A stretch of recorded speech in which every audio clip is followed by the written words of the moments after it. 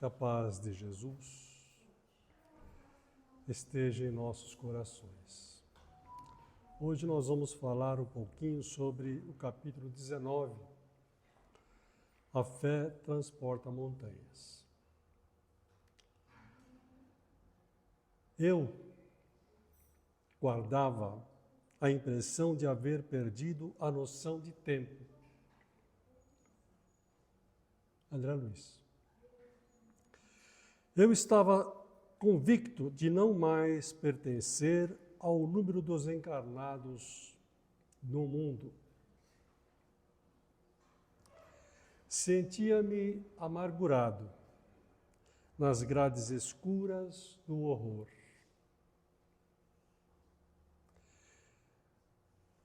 Gritei como louco, implorei piedade. Lamentos mais clamorosos que os meus respondiam meus reclames. Suicida, suicida, era o que eu mais ouvia. Lutei com a vida como nunca. Impossível ser suicida. Essa palavra não cabia na minha cabeça. Cansado, esgotado, perdi todas as forças. Quando então resolvi apelar para alguém que por certo existiria. Esse ser deveria ser Deus. Caí de joelhos e fiz as minhas preces à minha maneira. Não sei por quanto tempo. De joelhos, a minha rogativa durou. Quando abri os meus olhos, vi na minha frente um ser todo luminoso. E perguntei: sois um enviado celeste? Não, sou teu irmão. Chamo-me Clarencio. E imediatamente ele pediu para que 2 enfermeiros estendessem a maca, colocando-me sobre ela, e disse assim: vamos ao nosso lar sem pressa.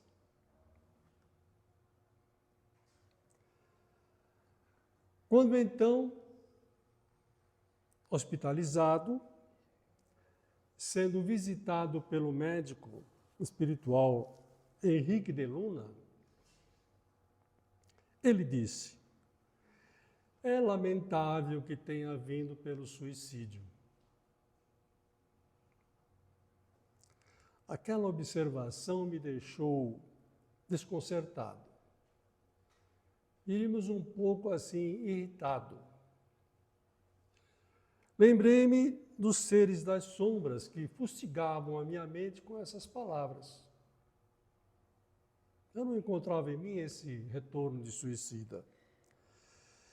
E disse ao doutor: deve haver algum engano no seu diagnóstico. Asseverei melindrado. Sim, esclareceu o médico, tranquilo, sereno, como acostumado a lidar com esses processos. O organismo espiritual, o perispírito, apresenta em si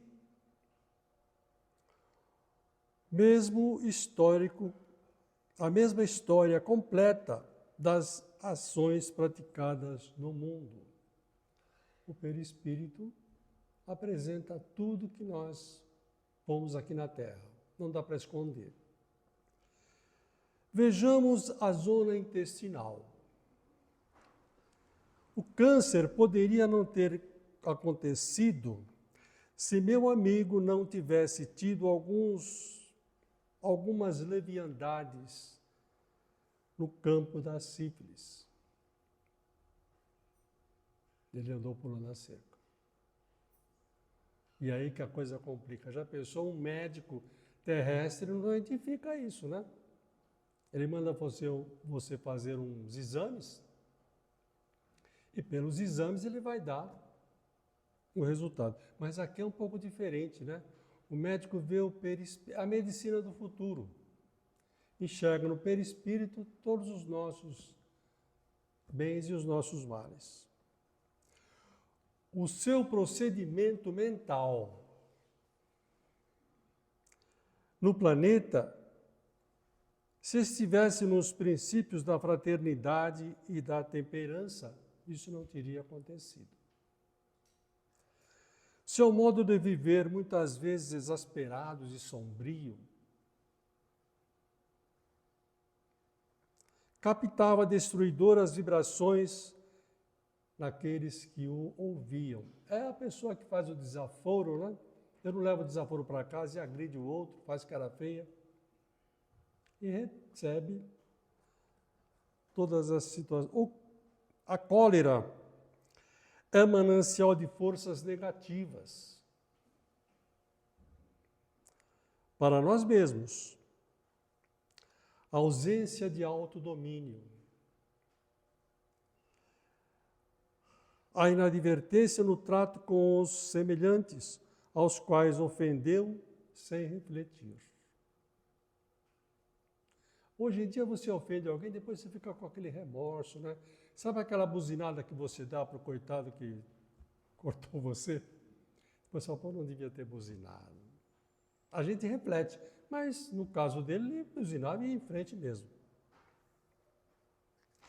Tal estado agravou o seu físico. Então, a nossa vida mental causa as nossas doenças. Meditei e cheguei à conclusão. Cheguei aqui como um suicida indireto.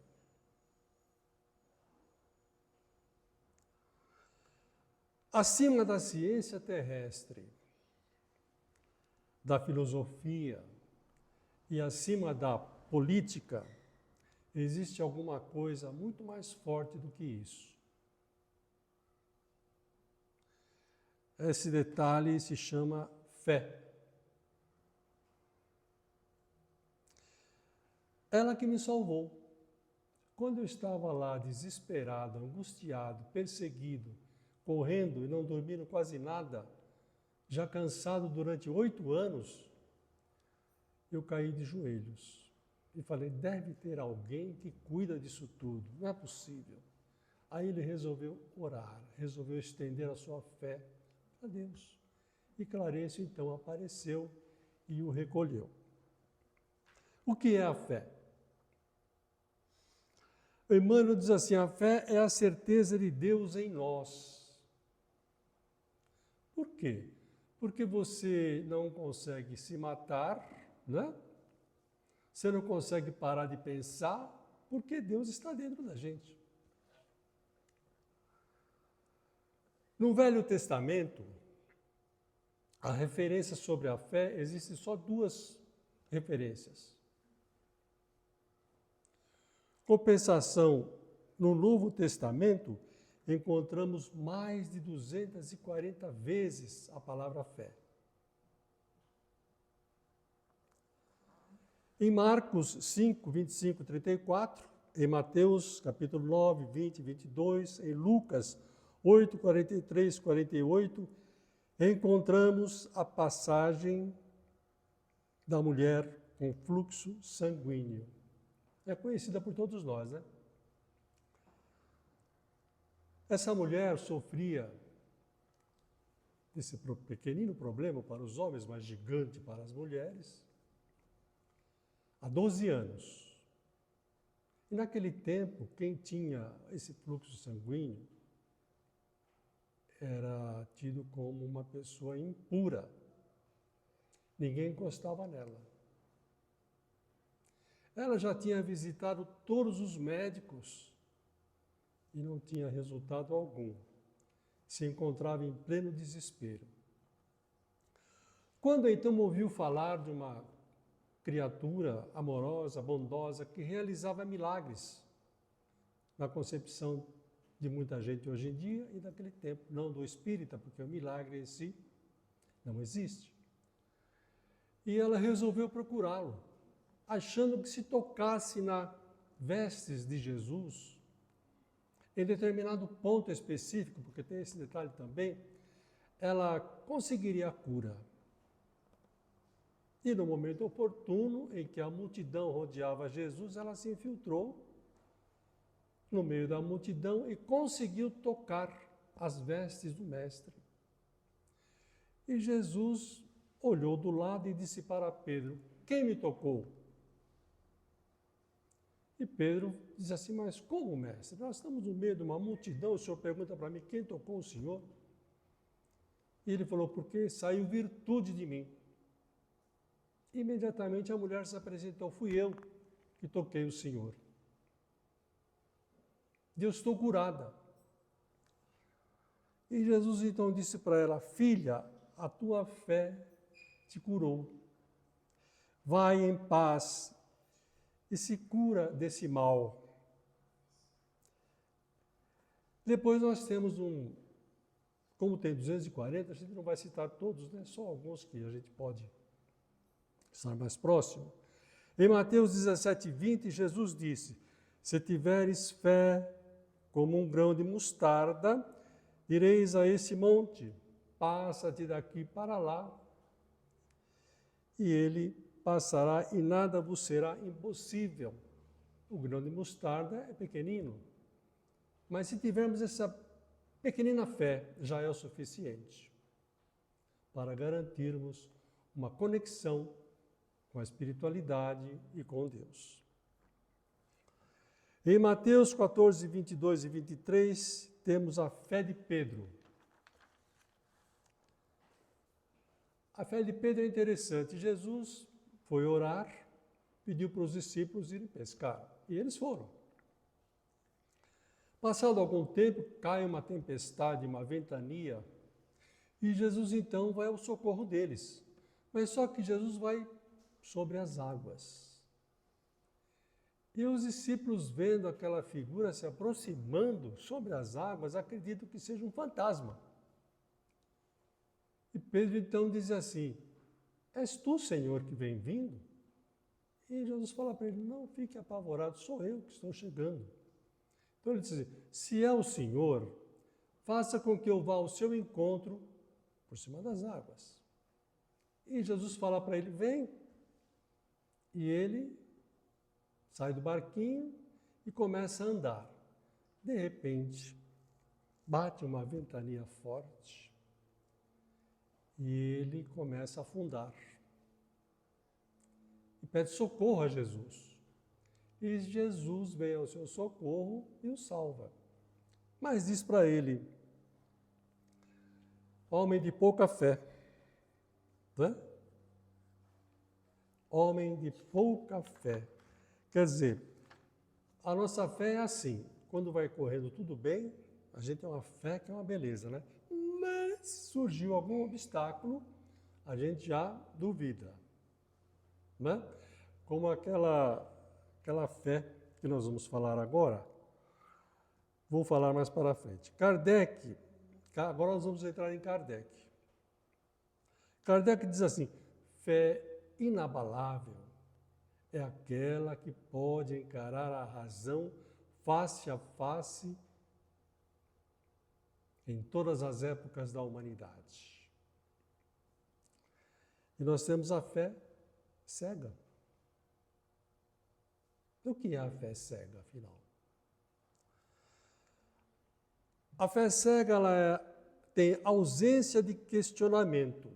A fé cega não questiona. A pessoa aceita sem refletir. Dependência de autoridade. Confia apenas no que lhe é imposto por instituições, por líderes, não é? O pastor falou que é assim e acabou, é assim. Não questiona. O líder religioso de todas as facções fala e, inclusive, aqui nós tivemos um processo interessante eu sempre repito esse fato, né? De uma mãe jovem que o filho se matou e ela foi, depois nós vamos tornar esse assunto, num centro espírita e a informação foi que ele estava em extremo sofrimento. A mãe ficou apavorada. Quer dizer, até no nosso núcleo tem informações que não correspondem à caridade, ao aconchego, ao consolo. Ela veio aqui.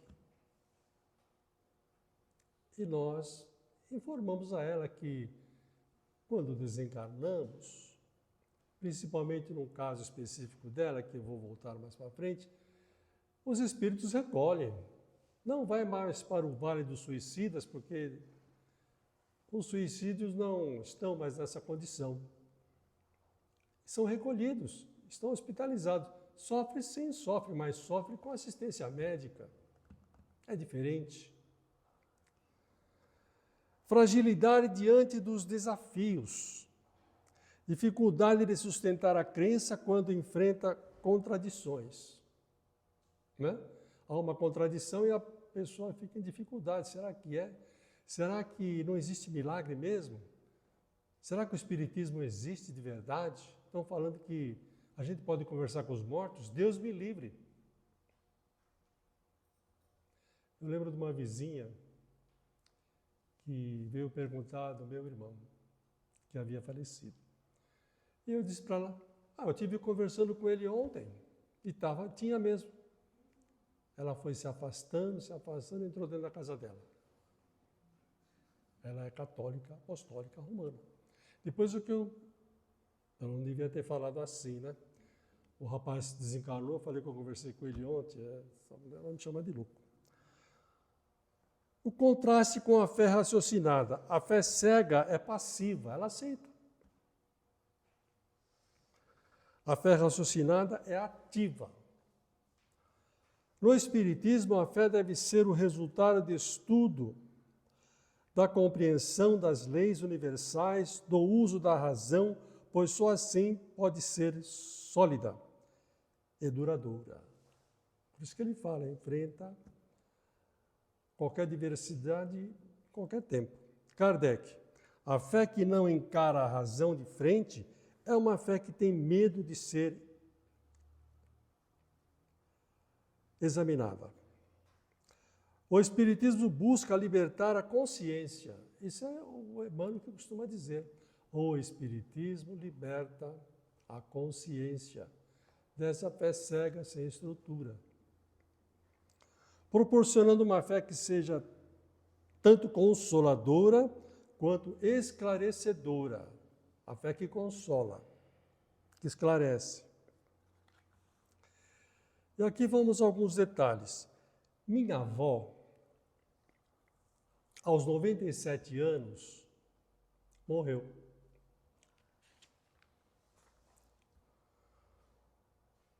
E eu deixei de crer em Deus. Eu que cuidava da minha avó, de repente ela desencarnou, no linguajar do popular, morreu. Eu deixei de acreditar em Deus. Que fé é essa, meu Deus do céu? É uma fé infantil.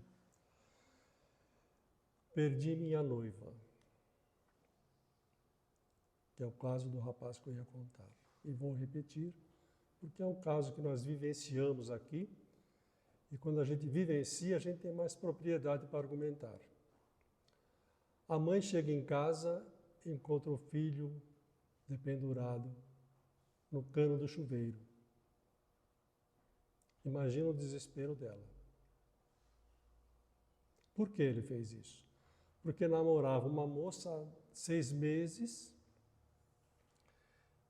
e ela o deixou e ele então, desesperado, buscou na morte uma saída. Com 18 anos. Será que se ele tivesse frequentado a evangelização infantil, ele procederia assim? Olha, quanta falta faz uma mãe, uma avó, um tio, uma tia, conduzir aquele ente pequenino que está sob sua tutela para conhecer Jesus. Não importa a religião. Para dizer que existe vida além dessa vida. Mas quando eles são criados sem esse conceito, facilmente buscam um refúgio na morte, porque pensam que a morte resolve tudo e que tudo é zerado. O sofrimento é muito grande para eles. Nessa idade é complicado. E depois essa mãezinha, como eu contei no começo, foi procurar um centro espírita e depois veio até nós. E com um detalhe, o menino deu comunicação, depois de algum tempinho. E ela estava frequentando, porque nós somos assim, enquanto nós estamos em sofrimento, a gente vem no centro. Temos uma dificuldade, a gente vem no centro. Estou esperando o bebê, aqueles 9 meses eu venho no centro sem interrupção. A criança nasce, eu não venho mais. Não sei por que é assim. Porque as pessoas não enxergam no Espiritismo um conceito de vida para a eternidade. A gente vê no Espiritismo um socorro imediato. E vale, porque é o primeiro passo que nós damos nessa direção fantástica. Vale. Nós também já fizemos isso, sem crítica. Não é?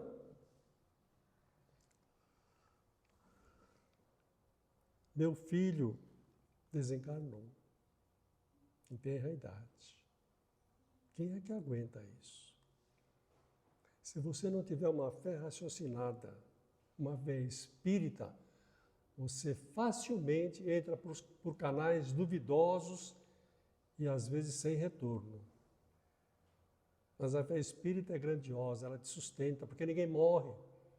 Continuamos vivos, mais vivos do que nunca. E esse consolo nos alimenta. Não tira o sofrimento, não tira a saudade, mas não deixa a gente em desespero, em agonia, sem rumo.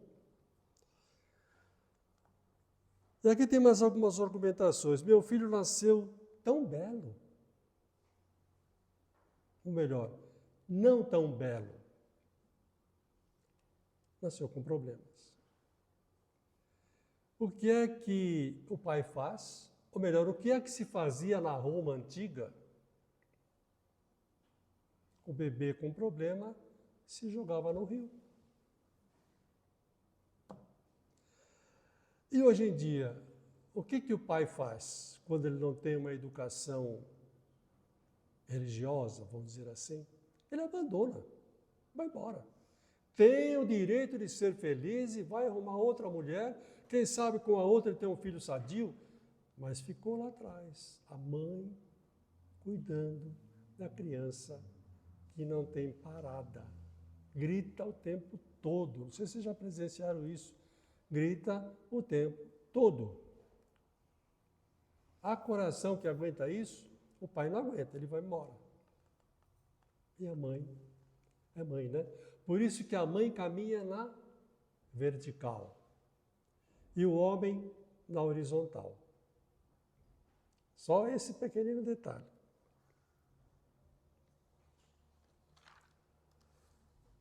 E para o final nós temos a fé primitiva.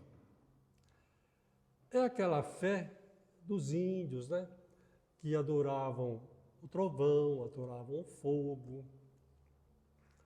É a fé que tem medo, né? A fé pelo medo. Tanto é que as religiões se aproveitavam muito disso. Depois nós temos a fé que acredita. Mas a fé que acredita hoje pode não acreditar amanhã, dependendo das circunstâncias. Aquela fé que diz assim, olha, São Francisco, que é o dos namorados? É? Não. Santo Antônio, eu errei de santo. Olha, Santo Antônio, eu estou aqui namorando um rapaz, quero casar com ele, vê se o senhor me ajuda. Vou acender aí umas 15 velas para o senhor, ou enquanto o tempo permitir. Aí o namorado na semana seguinte desiste. O que ela faz? Coloca o santinho na geladeira, quando não coloca no congelador. Para ele pagar porque ele não fez. Então a gente faz negócio com a fé. Não faz? Olha, vou subir aquela escadaria de 300 e tantos degraus se eu receber essa graça. Se eu não receber, não vou subir não. Vou até a Aparecida do Norte, Aparecida do Norte, né? A pé. Não vou aceitar nenhuma carona. Se o meu parente, o meu familiar, se curar. Se não se curar, não tem não. É a fé infantil, a fé que acredita e depois, quando não tem resultado, desacredita. E depois nós temos a fé que sabe. Essa fé é a fé do espírita. Ele sabe porque uma criança nasce com problemas, ele sabe porque uma senhora de 97 anos vai morrer, né? Sabe porque a situação não está muito boa, sabe porque ele vai desencarnar e sabe para onde vai, não é? A gente tem uma ideia, não tem? Mais ou menos a gente tem uma ideiazinha para onde vai. Sabe por que passa as dificuldades com aquele problema de doença que não se cura? Os compromissos do passado. E por último, nós temos a fé que transforma. Nos transforma para seres melhores, mais amorosos, mais fraternos, mais amigos. Essa é a fé que a gente está tentando implantar, chamada também de reforma íntima, que é trabalhosa, ninguém gosta de fazer. Você já se olha no espelho e fala, quem sou eu? Eu não olho mais, tá? Mas quem sou eu? Nem eu, nem o Tony não olho. Bom, vamos às nossas vibrações. Nós vamos sintonizados aos amigos espirituais, e nós vamos vibrar pela paz do mundo, sabendo que as nossas vibrações, como um pequenino elo de energia, se une a tantos outras que são feitas nesse instante, formando um caudal de luz intenso em que a espiritualidade irá trabalhar, beneficiando muitos necessitados. Então vibremos pela paz do mundo, pela expansão do Evangelho em todos os lares, principalmente em nosso lar, envolvendo as paredes, teto, piso, neutralizando todas as forças contrárias, negativas, vibrando amorosamente pelos familiares que lá deixamos, encarnados e desencarnados. Vibremos pelos nossos vizinhos, pelos nossos amigos, pelos nossos adversários também, por aquele caso que gostaríamos de ajudar. E deixaremos uma vibração como um buquê de rosas brancas, transparentes, coloridas, perfumadas, para que seja entregue à espiritualidade e levada onde houver a maior necessidade. Assim, agradecemos à espiritualidade pela cobertura, pelo amparo, a Jesus pela oportunidade de estarmos juntos. Graças a Deus.